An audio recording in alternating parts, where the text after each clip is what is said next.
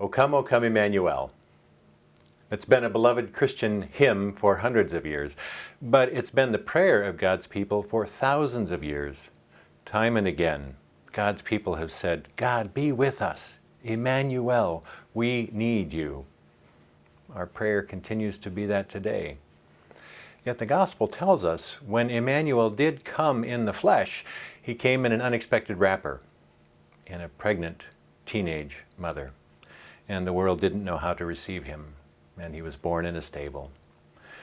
Martin Luther, in one of his Christmas sermons, chided his congregation, saying, "Oh, many of you say, it would be different if Mary came to my door. Jesus wouldn't have been born in my barn, but in my house."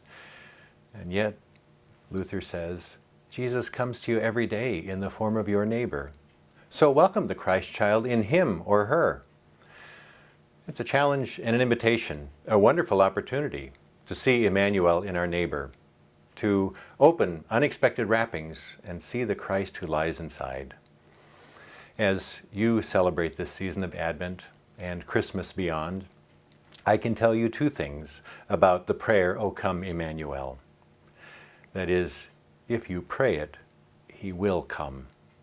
He will come not only in the form of your neighbor who needs your help, but from time to time in the form of your neighbor who will give you help, who will see Christ in you. And I can tell you that as a church, you already welcome the Christ child.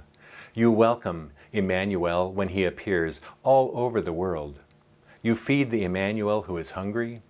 You welcome the Emmanuel who is a refugee. You care for the Emmanuel who is a victim of disaster. You speak hope and comfort to the Emmanuel who is grieving.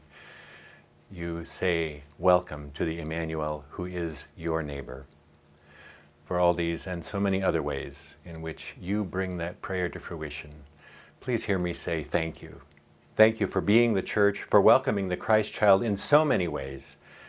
And here again my encouragement, to sing and to pray, "Oh come, Emmanuel, God be with us," and to do so with hope and confidence that he does and he will. Merry Christmas. Merry Christmas from the Nebraska Synod. Merry Christmas.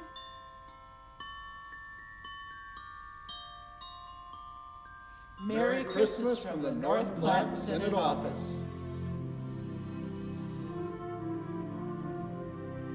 So, how do you say Merry Christmas in German? It's a great question. Do you know? I don't know. Should you ask Martin Luther? Martin Luther, how do you say Merry Christmas in German?